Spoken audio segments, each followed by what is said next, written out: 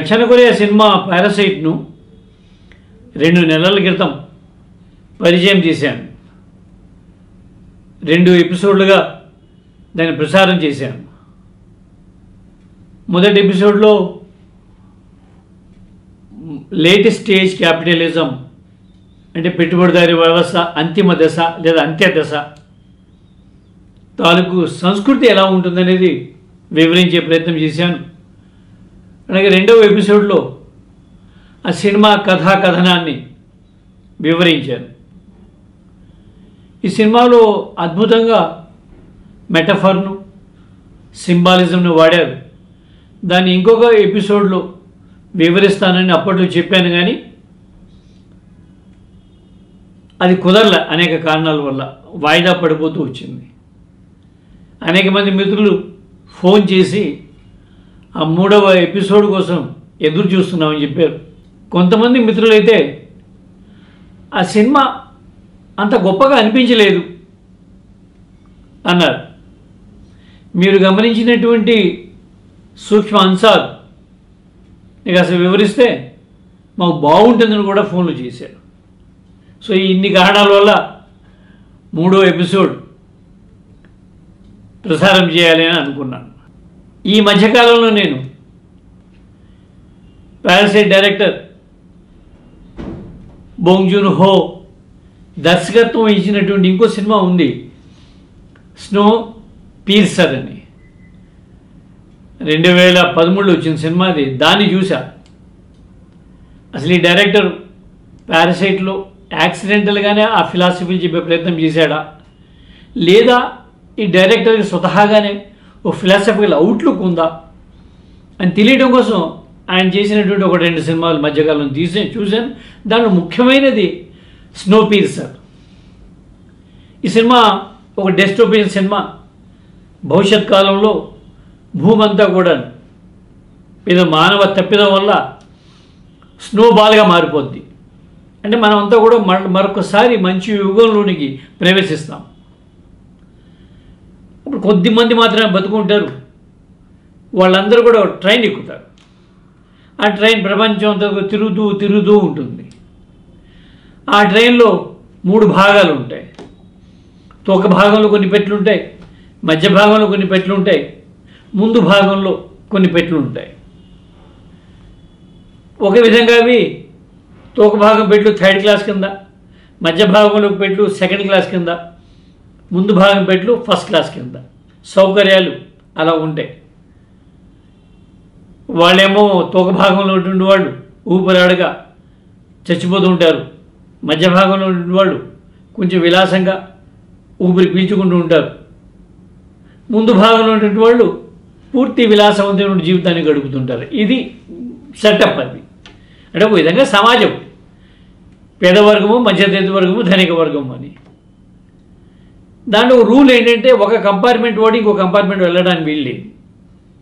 అంటే కంపార్ట్మెంట్ మారకూడదు, మీరు రైలు దిగకూడదు. రైలు దిగితే గడ్డగట్టి అందరూ చచ్చిపోతారు. బయట మంచు కాబట్టి, మంచు యుగం కాబట్టి కంపార్ట్మెంట్లో ఉండాలి. కంపార్ట్మెంట్ మారకూడదు. దాంట్లో ప్రొటోగానిస్ట్ ఒకడు ధైర్యం చేసి ఈ సినిమా మొత్తం మీద ట్రావెల్ చేసి రైల్లోనే ప్రయాణం చేసి సినిమా చివరికి ఫ్రంట్ కంపార్ట్మెంట్ చేరుకుంటాడు. అక్కడ దాని అధిపతిని కలుస్తాడు. ఇది అన్యాయం, మమ్మల్ని అలాగా చీకటి కొట్టాలో పెట్టేసి మీరందరూ ఇంత ఐశ్వర్యాన్ని అనుభవించడం అన్యాయం అని అడుగుతాడు.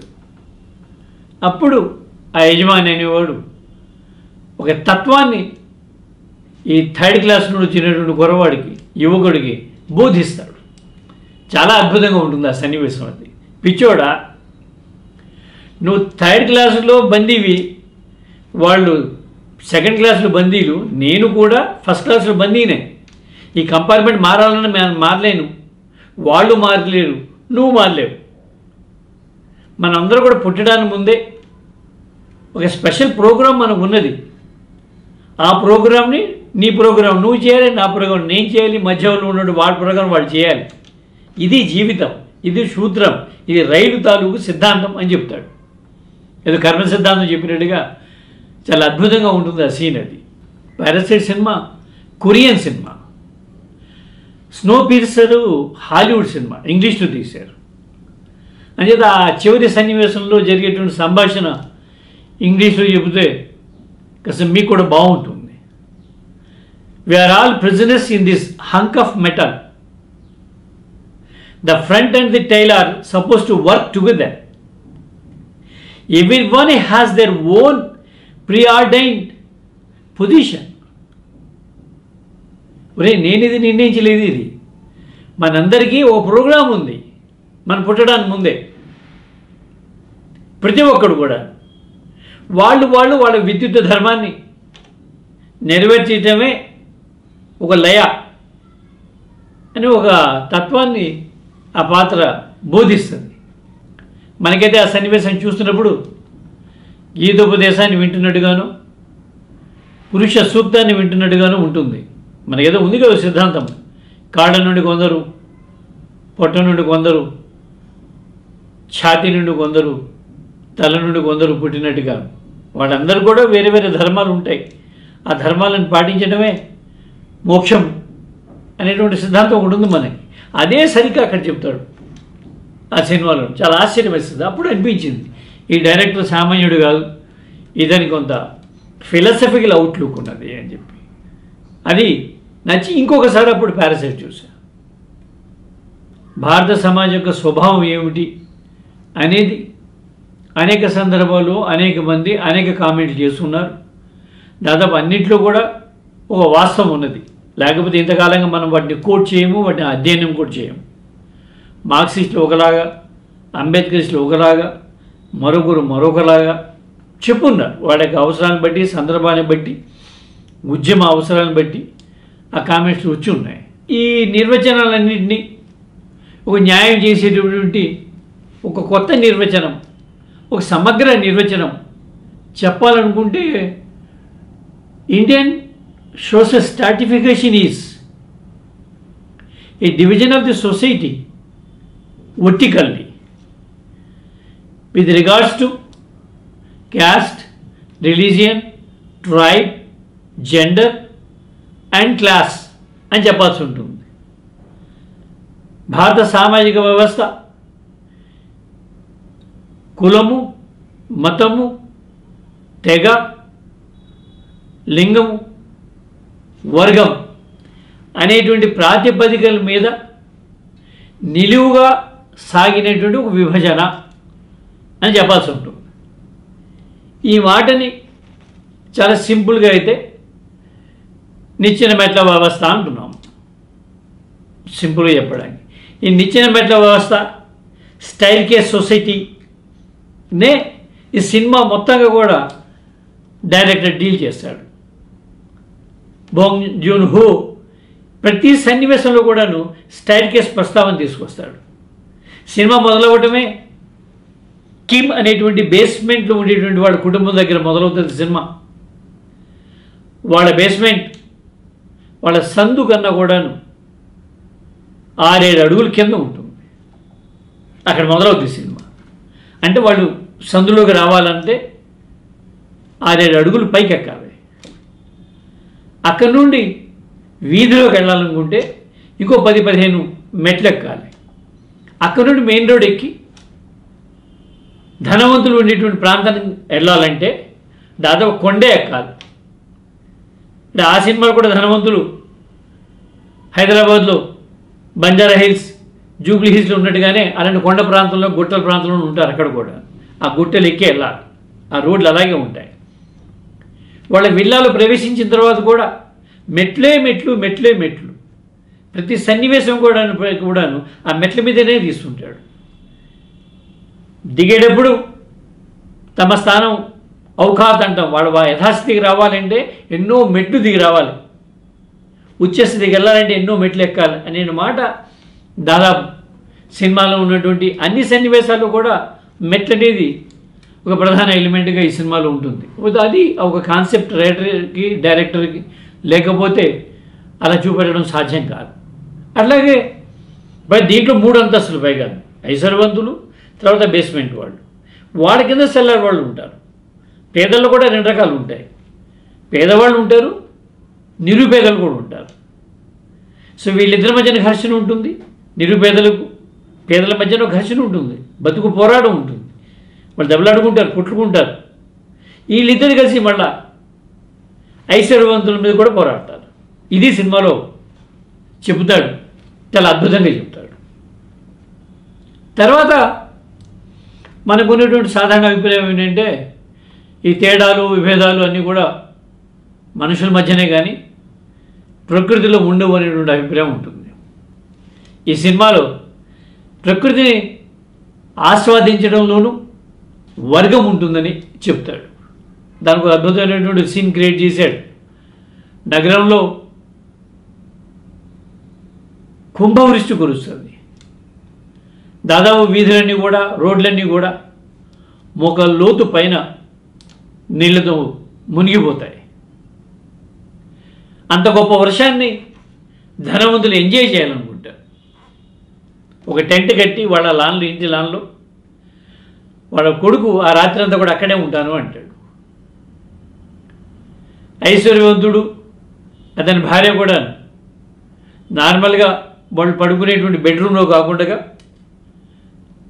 లివింగ్ రూమ్లో సోఫాలో పడుకోవాలి ఆ రాత్రి అనుకుంటారు, వర్షాన్ని చూస్తూ. అక్కడే వాళ్ళు సెక్స్ చేస్తారు. సరిగ్గా అదే సందర్భంలో ఈ పేద కుటుంబం ఆ ఇంట్లో దొంగచాటుగా ఉంటుంది. వాళ్ళు తప్పనిసరిగా అదే బెడ్ కింద నక్కి పడుకుంటారు. బయట వర్షం, ఇక్కడేమో ధనవంతుల సెక్స్. వీళ్ళు ఆ మంచం కింద, టేబుళ్ళ కింద నక్కి పడుకోవడం ఒకే సన్నివేశం.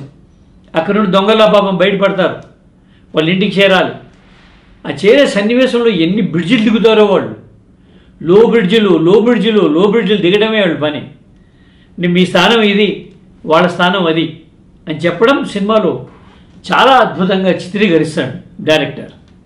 అలాగే వాళ్ళకన్నా కూడా పేదవాళ్ళ కోసం సెల్లార్లో మెట్లు మళ్ళా దిగడం అనేది కూడా చూపెడతాడు.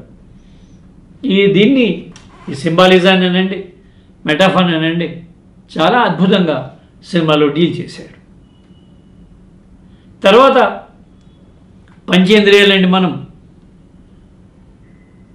ముక్కు, చెవులు, కళ్ళు, నాలుక, చర్మము అంటాం. అవును, వాటిని అవే పంచేంద్రియాలు. ఈ సినిమా ఆడియో విజువల్ మీడియా అంటే చెవులకి, కళ్ళకి అది అడ్రస్ చేస్తుంది, అంటే ఆ రెండింటిని ఎంగేజ్ చేస్తుంది. ఈ సినిమాలో కొత్తగా ముక్కుని కూడా డైరెక్టర్ ఎంగేజ్ చేస్తాడు. వాసన అనేది సినిమాలో ఒక డిఫరెంట్ ఎలిమెంట్గా త్రూఅవుట్ ది మూవీ వాళ్ళు డీల్ చేశారు. డబ్బున్న వాళ్ళకి శరీరం ఓ పరిమళాలని వెదజల్లుతూ ఉంటుంది, పేదవాళ్ళ శరీరం ఓ కంపు వాసనని వెదజల్లుతూ ఉంటుంది. ఈ రెండింటికి క్లాస్ కాన్ఫ్లిక్ట్, స్మెల్ కాన్ఫ్లిక్ట్ కూడా అని చూపెడతాడు.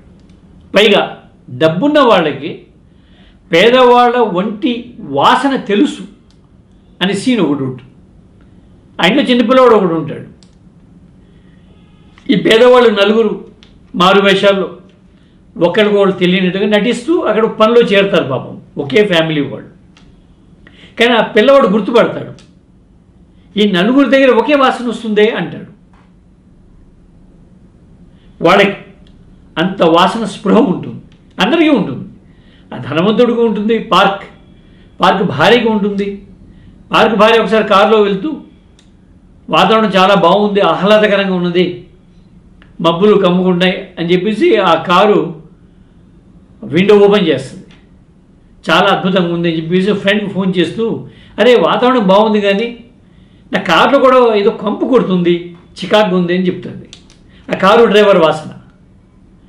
ఆ డ్రైవర్ పాపం కుమిలిపోతాడు. ఇంటికి వెళ్ళాక కుటుంబ సభ్యులు చెప్తాడు, మన వాసనని వాళ్ళు కనిపెట్టేస్తున్నారు, రేపటి నుండి మనం సబ్బులు మారుద్దాం, 4 రకాల సబ్బులు వాడదాం అంటాడు. వాడు కూతురప్పుడు గొప్ప మాట అంటుంది, నాన్న ఆ వాసన సబ్బుది కాదు, మనం ఉంటున్న ప్రాంతానికి, దీన్ని మనం మార్చలేం అని చెప్తుంది. అంటే ఎస్, పేదరికానికి అటాచ్డ్గా ఒక స్మెల్ కూడా ఉంటుందనే మాట డీల్ చేయటం చాలా సునిశ్చిత పరిశీలన అనిపించింది నాకు. పైగా అంత మాత్రమే కాదు, సినిమా క్లైమాక్స్ కూడాను ఈ వాసన మీదనే క్రియేట్ చేశాడు క్లైమాక్స్ సీన్. అంతకుముందు ఈ కిమ్ కుటుంబము వాళ్ళకన్నా పేదవాళ్ళైనటువంటి మూన్ కుటుంబము ఒకరు చంపుకునేంతగా కొట్లాడుకుంటాయి, ఒక సన్నివేశం ఉంటుంది. కానీ సినిమా చివర్లో మూన్ భర్తని యజమాని వాసన కారణంగా అవమానిస్తాడు. అప్పుడు ఈ డ్రైవర్ భరించలేడు. సో వాసన వాళ్ళని యునైట్ చేస్తుంది, ఐక్యం చేస్తుంది వాళ్ళని. అప్పుడు ఆ కోపంలో, ఆ కసిలో, దాంట్లో ఆ డ్రైవర్ వెళ్ళి యజమానిని చంపేస్తాడు. ఇది క్లైమాక్స్ సినిమాకి.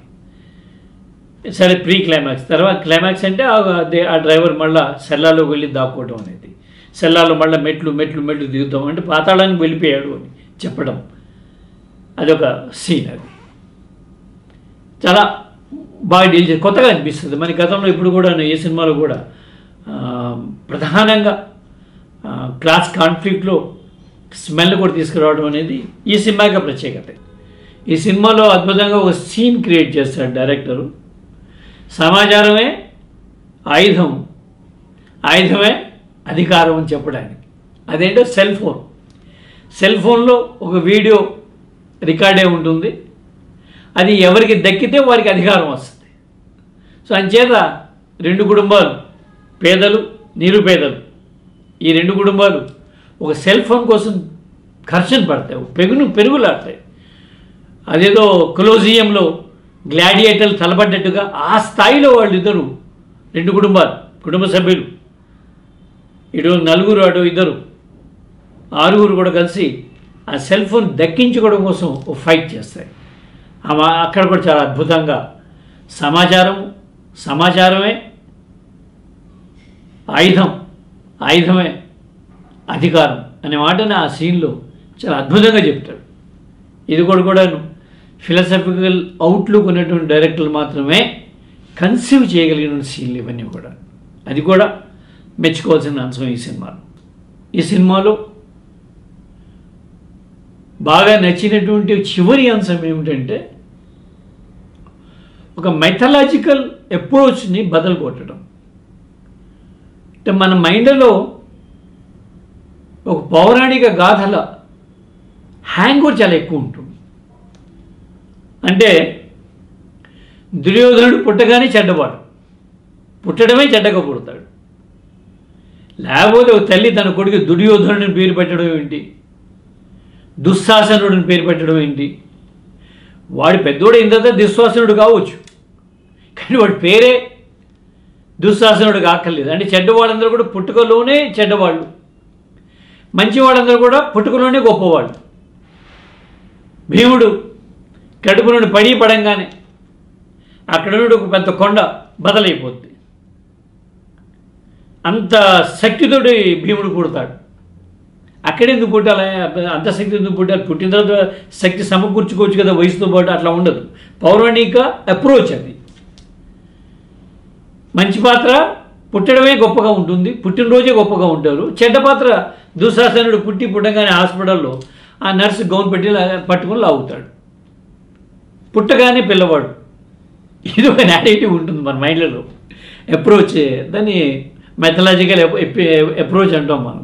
పాత్రలకి ఆ సజీవంగా ఉండవు, అవి అలా మూసపోసినట్టుగా ఉంటాయి. అవి దాన్ని బదులుపెట్టే ప్రయత్నం ఈ సినిమాలో ఒకటి చేస్తారు. సాధారణంగా మనం ట్రేడ్ యూనియన్లో కానీ, దళిత సంఘాలు కానీ, మహిళా సంఘాలు కానీ, మైనార్టీ సంఘాలు కానీ ఈ అప్రోచ్ చూస్తుంటాం మనం.